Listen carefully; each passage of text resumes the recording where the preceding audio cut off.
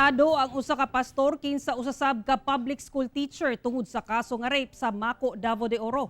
Samtang Davao Region nakatala og lapas 400 ka kaso sa rape karong tuiga. Ani ang report ni Kent Abrigana. Dakpan kining usa ka lalaki sa gikasang manhunt operation sa Mako Police ug Davao de Oro Provincial Police Office sa Purok Hernan, Barangay Binuangan, Mako, Davao de Oro, Miyerkules sa hapon. Base kini sa gipagawas nga warrant of arrest sa kasong rape nga walay girekomendang piyansa.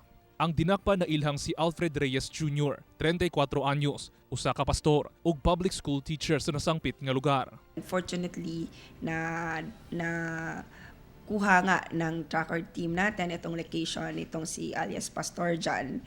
And it so happened na daghan siyang counts of 7610 and another counts of rape na in-issue sa branch 157. 5 counts sa rape ug 4 counts sa lascivious conduct ang atubangon sa sospek. Matod sa kapulisan, usa sa biktima sa sospek, minor de edad, kinsa gilugos ni atong miaging tuig. Ang maong dinakpan gi-turn over na sa Mako Police Station. Sa datos sa Police Regional Office 11, mukabat na sa 413 ka kaso sa rape ang natala sa Davao Region sugod bulan sa Enero hangtod Nobyembre, nga mas taas itandi sa miaging tuig.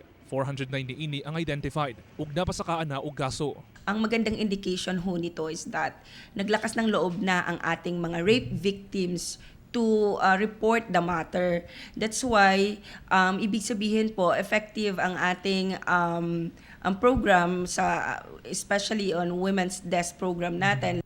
94 sa moong ihap ang minor de edad, samtang 29 ang anaa sa legal age. Kasagaran sa mga biktima, nag-edad og 25 anyos ngadto 35 anyos, samtang anaa sa 5 anyos paubos ang pinakabata.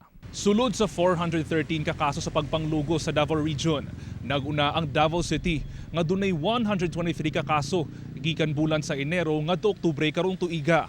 90% niini nahitabo sa panimalay kung asa mismong kadugo, silingan o kaila ang sospetsado. Busa, mas gipakusgan karon sa kapulisan ang ilang kampanya sa matag lugar, pinaagi sa mga information drive aron paspas nga maaksyonan ang mga pagpang-abuso. Sa mga naging biktima ng rape, meron tayong women's desk na handa pong mag-assist sa inyo. Ini-encourage ho natin na kapag kayo biktima, lumapit lang po tayo sa ating mga women's desk para po talaga matulungan at ma-filean natin at mahanap din natin itong mga suspect ng panggagahasa. Sa mga biktima, kung walang support coming from the parents or kamag-anak, susuportahan ho kayo ng aming WCPD ng ating mga kapulisan. Kauban si Mel Colmenares sa kamera. Ako, si Kent Abrigana, para sa One Mindanao.